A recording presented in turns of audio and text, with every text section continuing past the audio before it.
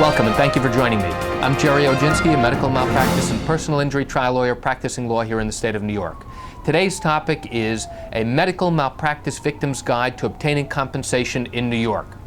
Now, medical malpractice means a departure from good and accepted medical care. When someone causes harm to someone else, we as a society recognize that the wrongdoer is held accountable for their actions, regardless of whether they're a doctor, the driver of a car, or someone else who's responsible for what actually occurred and caused injury to someone else. We also recognize as a society that if a wrongdoer is not held accountable for their actions, in all likelihood that person or that company is going to do that action again and again until they are told to stop.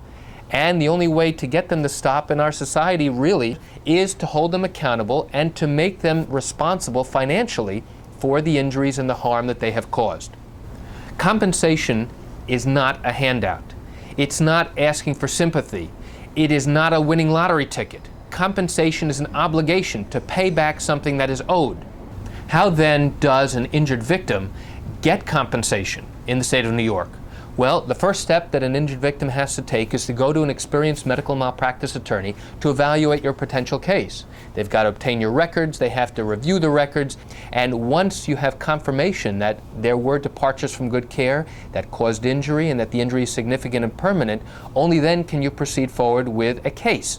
Now, how then, once you have a case, can you obtain compensation? There are two ways to do it. One is by settlement during the course of the litigation. Two is by a jury verdict. A settlement can be reached at any time during the course of the litigation, and once a settlement occurs, then the injured victim can now receive their compensation after the attorney's expenses, after the attorney's fees, and any potential lien money that has to be repaid to doctors or hospitals or agencies that may have paid for medical care is repaid. Then now the injured victim can receive their compensation. The other way to obtain compensation is by going to trial and having a jury make an award in the form of a verdict.